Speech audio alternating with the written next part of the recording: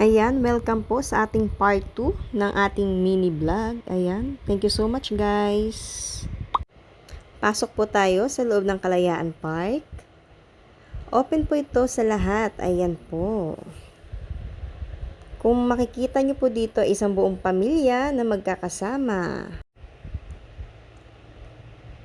Magkaroon po lagi tayo ng oras para sa pamilya natin. Yan po ang number 1 na rules, 'di ba? Ang dami po ilaw sa puno ng kahoy kung makikita nyo po. At makikita nyo dito kung ano po mga ginagawa nila. So, ayan guys. Kanya-kanya silang laro dito. Basta mag-enjoy ka lang.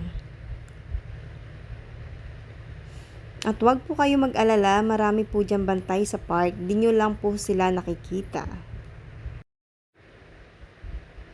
Minsan, hindi po talaga may iwasan na may gulo. Lalo na sa mga kabataan ngayon.